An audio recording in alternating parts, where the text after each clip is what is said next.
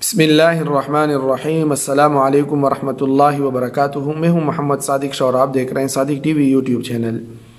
تکبیرات تشریق کو تکبیرات تشریق کیوں کہتے ہیں؟ حالانکہ ایام تشریق تو 10 ذی الحج کے بعد ہیں۔ اس مسئلے کی وضاحت کیا ہے؟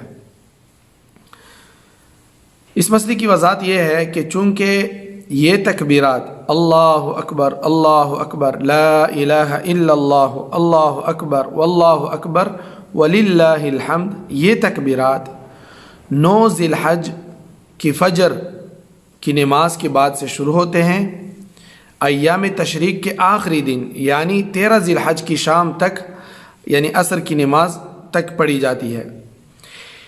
ان ایام میں 9 تاریخ کے سوا باقی سارے ایام باقی سارے دن ایام تشریق ہے، اس لیے کثرت اور اغلبیت کی وجہ سے ان تکبیرات کو تکبیرات تشریق کہتے ہیں۔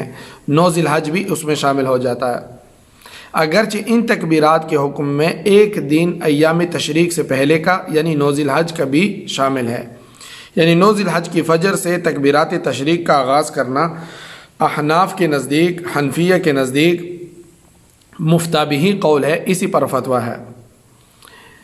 اور ایام تشریق کو تشریق کہنے کی مختلف توجیہات فقہا نے لکھی ہے، جن میں سے مشہور یہ ہے کہ تشریق اللحم، یہ کہتے ہیں تشریق اللحم یعنی گوشت کو خشک کرنے سے ماخوذ ہے، کیونکہ ان دنوں میں جانور ذبح کر کے اس کا گوشت خشک کیا جاتا تھا، تو اس وجہ سے اس کو ایام تشریق کہتے ہیں۔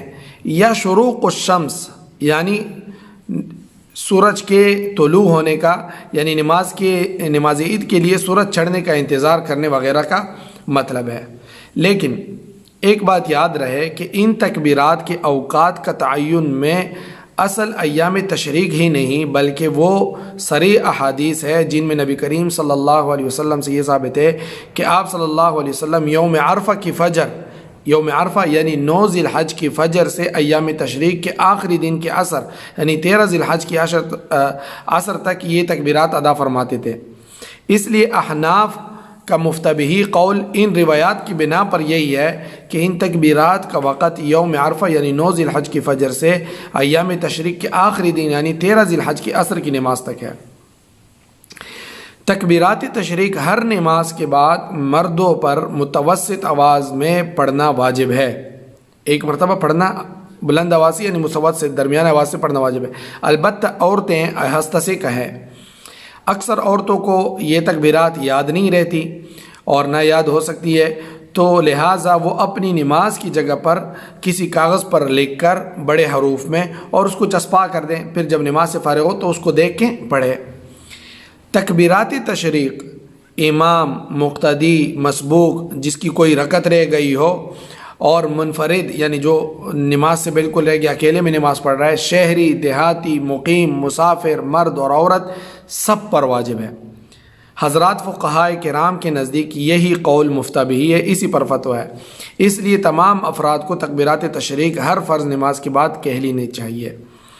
کوئی شخص اگر تکبیرات کہنا بھول جائے اور مسجد سے نکل جائے تو پھر اس کو تکبیرات نہیں کہنی چاہیے، یعنی اس کی کوئی قضا نہیں ہے، ویسے کہنا چاہتے ہیں تو کہیں، تکبیرات کہیں چلتے پھرتے، اس لیے کہ تکبیرات کی قضا نہیں ہے، البتہ آئندہ کے لیے احتیاط کریں۔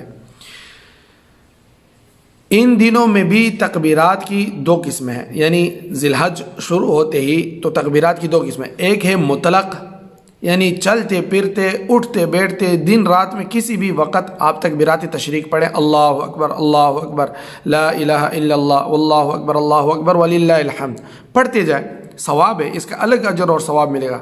اور دوسری قسم جو ہے وہ مقید ہے، یعنی مخصوص وقت اور مخصوص ایام میں پڑھنا واجب ہے، اور وہ 9 ذی الحج سے 13 ذی الحج کے عصر تک کا ہے، یہ پڑھنا ہر نماز کے بعد ایک مرتبہ پڑھنا واجب ہے۔ یہ ہے تکبیرات تشریق کے بارے میں کچھ ضروری مسائل۔ السلام علیکم ورحمۃ اللہ وبرکاتہ۔ دوستو صادق ٹی وی کو سبسکرائب کرنا مت بھولیے، ویڈیو کو لائک کریں، شیئر کریں اور کمنٹ سیکشن میں اپنے رائے کا اظہار ضرور کریں۔